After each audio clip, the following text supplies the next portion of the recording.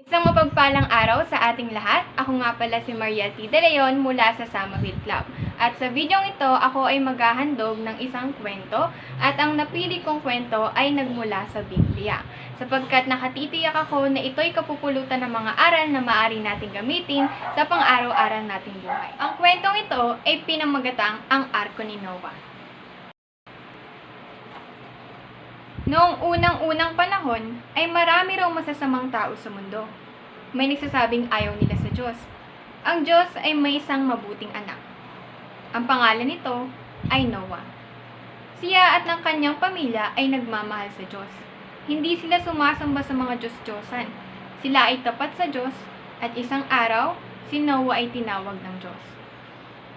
Gumawa ka ng isang arko, ang utos ng Diyos kay Noah. Doon mo isilid ang dalawa sa bawat uri ng hayop sa mundo. Kapag umulan at bumaha, ay pumasok ka sa arko.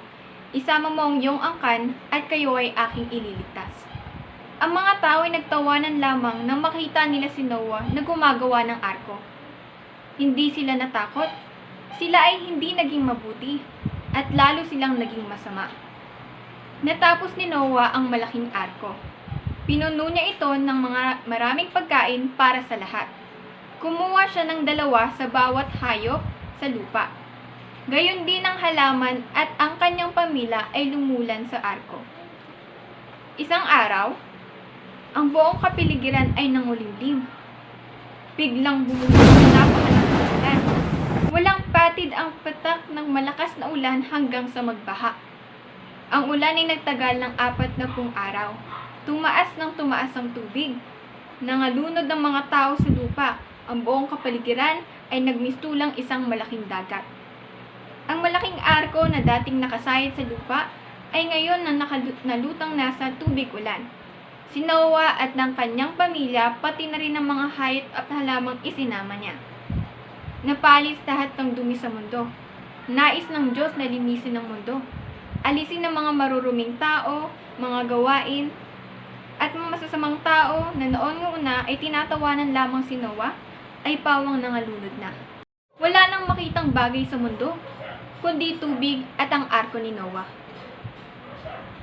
Nang huminto ang ulan at bumaba na ang tubig ay sumikat na ang araw. Tuwang-tuwa si Noah. Napakaganda ng sikat ng araw. Ito ay waring nagbibigay buhay sa kanila.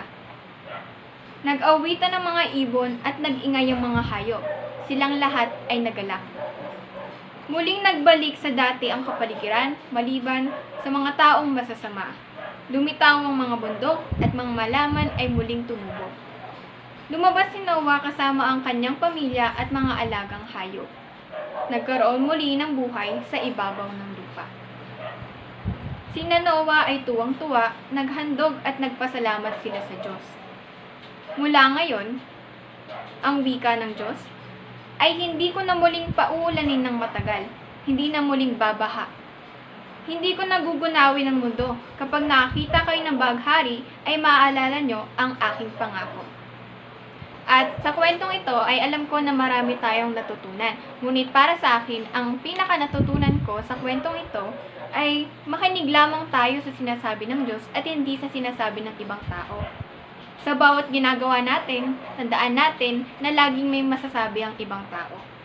Kung kaya't bilang anak ng Diyos, ay nararapat lamang na hindi tayo magpa-apekto sa mga sinasabi ng ibang tao at tayo ay mag-focus lamang sa Panginoon at mga layunin natin sa buhay.